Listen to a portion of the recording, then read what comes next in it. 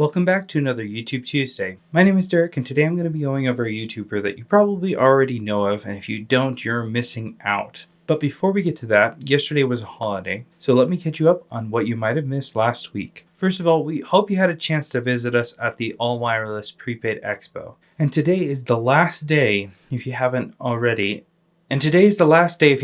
taken advantage of the deals that we have on the iFixit toolkits. These are some of the best toolkits out there, especially for the price. So make sure you get them before the end of the day. If you haven't already, get a few of our Amcentrix adapters and cables, and you will find that they are phenomenal. The quality is top notch, and the durability of those cables is phenomenal.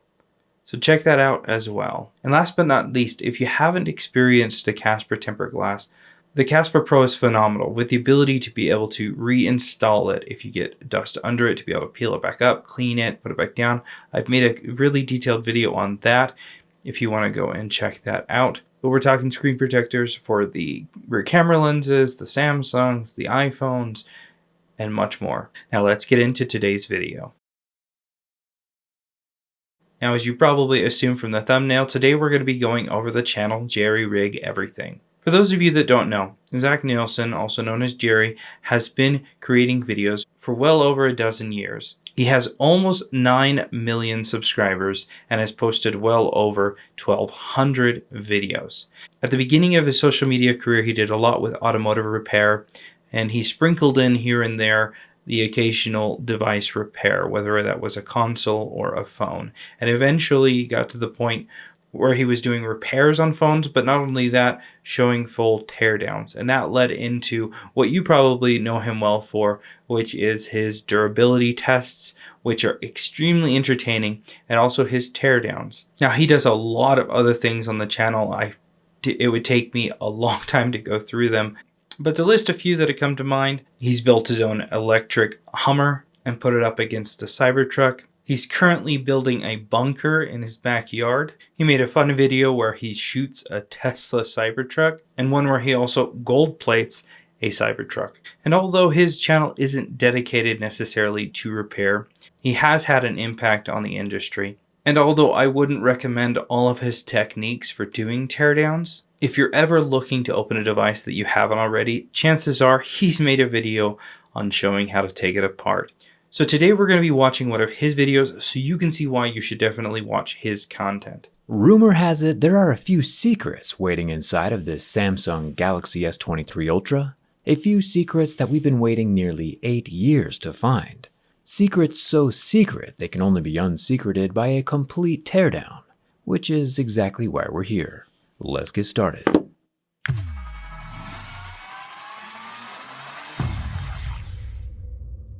For the past 8 whole years, Samsung's phone design has stayed relatively simple. 2 slabs of glass and enough glue to survive the singularity of a black hole. It's made repairs rather difficult, and any person attempting one for the first time would probably end up cracking the back glass during their first attempt. Now, obviously, right off the bat, he's doing something that I wouldn't recommend. Now, I know why he does this. He uses his razor blade. This is one of the things that he sells, so he uses it in every single video. And they are top notch for utility knives, I will say. But opening the back glass with one of these, if you haven't done it before, you're bound to break it. So that's really one of the only critiques I think I'm going to have with the way he does things, but it's definitely not something that I recommend. And I get it. Waterproofing sensitive electronics is much easier with copious amounts of adhesive. So glue here around the back glass is totally fine. We gotta keep those beautiful internals as moisture free as possible. The back panel is a simple slab and rather inexpensive to replace. Replacement parts are usually less than $20 on Amazon. Very reasonable when compared to the $500 back glass replacements from Apple. With our glass gone, we can find 16 silver Phillips head screws holding down the rest of the internals. And here's where I almost make a $1,200 mistake. Unplugging the wireless charging coil and starting to lift up the bottom edge of the flap, I realized what I was lifting wasn't just the flap, but actually the paper-thin extension ribbon cable coming from the screen.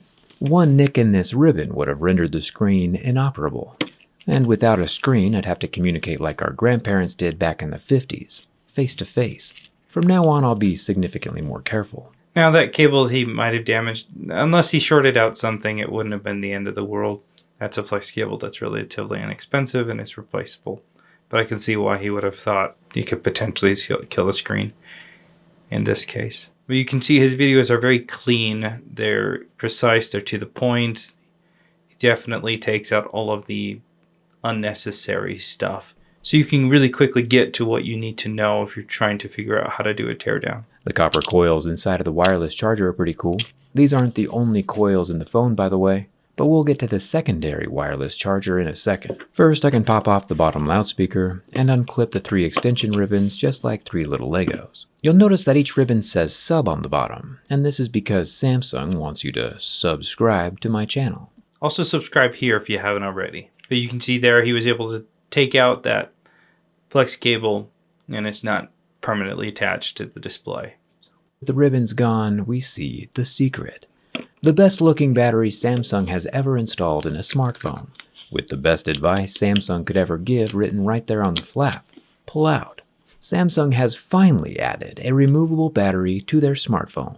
It's quite possible that Samsung has actually added this pull tab because of all the attention that JerryRigEverything's videos have gotten when it comes to his teardowns on the Samsung devices, because obviously a battery that is difficult to remove can create issues. Not only is it a fire hazard because of the bending, the lithium cell puncturing and all the other things that have happened and can happen, but having a pull tab for once in a Samsung makes this model so much more repairable. For 8 long years, Samsung has either finally ran out of glue, or maybe they are finally taking repairability seriously.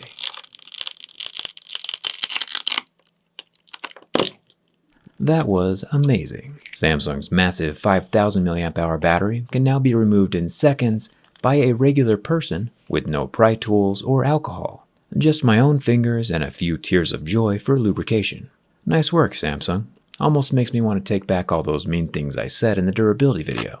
Almost. Looking underneath the battery pull tab sheet, we can see the bottom edge of the copper vapor chamber, as well as the underside of the ultrasonic fingerprint scanner.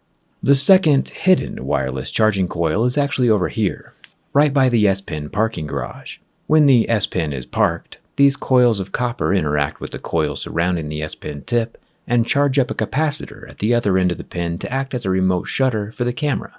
It's pretty nifty technology. The lid of the S-Pen parking spot is made from plastic, since plastic and glass allow for the wireless charging coil's energy field to pass through, where a metal lid would not. And minor mistake, but it looks like I was demonstrating using the stylus from the Kindle e-ink tablet instead of Samsung's S-Pen. Probably some really confused people over at Samsung for a second, but the concept is still the exact same. Thanks to our buddy Mr. Tesla, the inventor one and not the Twitter one, the S23 Ultra can charge itself and its stylus without any cables. You might have noticed that the S23 Ultra does not have a vibrator inside, and that's because Samsung has built it into the earpiece. And this earpiece, can't tell if it has a red or pink gasket. Let me know what color you think it is down in the comments. Both of the stereo speakers do have foam balls inside, which help give the speakers more internal surface area, making the sound bigger than it actually is. Another incremental perk Samsung has given us this year is with the cameras. One more black Phillips head screw holds the camera array in place, and the whole thing can come out with the motherboard. Each of the 4 cameras can then unplug from the board like a little Lego. Up top we have the 12 megapixel ultra wide with no OIS. Below that we have the 200 megapixel normal camera with 2 times the normal optical image stabilization that we normally see on a flagship. Huge improvement in video stabilization. I'm not sure how it'll compare with Apple's sensor shift technology, but both are pretty epic. If you've ever found yourself needing to take a selfie with a jackhammer, this camera has your back. We also have the 3 times telephoto and another 10 times periscope telephoto camera down at the bottom. A very solid chunk of the S23 Ultra is dedicated to the camera real estate. The front selfie camera is still permanently glued into the frame of the phone. It is 12 megapixels. Just a tech tip when it comes to this type of camera. There's a reason that they're glued in place, and that's because of the tolerance that they need to be perfectly aligned first off because of the small gap in the display there. but also because if they are misaligned, if it compresses the camera and it's not perfectly centered, you can actually end up damaging the display. You will get bleeding around the camera, and obviously bleeding in the OLED panel will spread and it'll eventually take over the whole screen. So these cameras do need to be kind of secured like that. And it doesn't actually take a huge amount of effort if you know how to remove these cameras. And you can do it in a way where you leave the glue on the side of the camera so that when you go to install it, it actually kind of is preformed to fit in the new frame if you're transferring it over to a new frame. That way you don't really have to worry about securing it, and you know that it's dead center and it's not going to cause damage to the new expensive display. And as we make our way down to the charging port, you can tell by the circular markings inside the housing that the S23 Ultra was milled from a solid block of aluminum. One of the questions I get the most often, especially when someone buys a new phone and is unfamiliar with the layout, is what happens if I accidentally put the SIM card tool in the wrong hole? Samsung has inconveniently placed both the microphone hole and SIM card tray hole very close together, and I imagine there's a good chunk of people who've accidentally slipped it into the wrong hole. It happens. With the bottom board out, you can see the gold box that contains the microphone. It's positioned between the charging port and the SIM card tray that's mounted on the backside.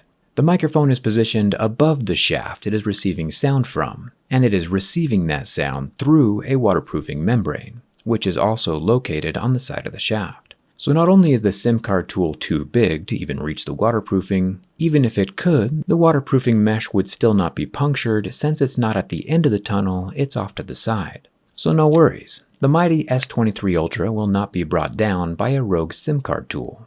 Overall, while this S23 Ultra might look the exact same as the S22 on the outside, there are definitely some good improvements to be had internally.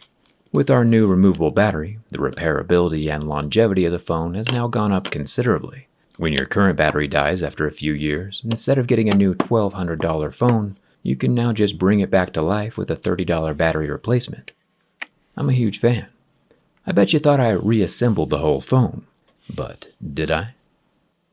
The only thing cooler than Samsung's replaceable battery is my teardown skin, which shows all the insides of your phone on the outside without voiding any warranties. I even added a few Easter eggs of my own. I'm a hardcore advocate for always wearing protection, which is where D-brand script case comes in. We have a flat matte skin or a glossy teardown skin, which is what I'm still rocking on my 3.5-year-old Note 10 Plus. So if you've bought a phone in the past 3 or 4 years, there's a good chance we'll have you already covered with one of my skins. I'll leave a link down in the description, so you too can have the coolest phone in the room. No screwdriver required. And as always, thanks a ton for watching. I'll see you around. Alright, so there you go. There's a little look into JerryRigEverything. Now, his content is super entertaining, and a lot of it is very useful when it comes to understanding how to take a device apart. So if you haven't already, I'd recommend giving him a subscribe. If there is a channel that you'd like to see in a future video, leave it in the comments below. I want to make sure that channels out there that have really educational content that might not be hitting the algorithm in the same way get some recognition. So comment down below. Thanks a ton for watching. We'll see you tomorrow for Micro Soldering Wednesday.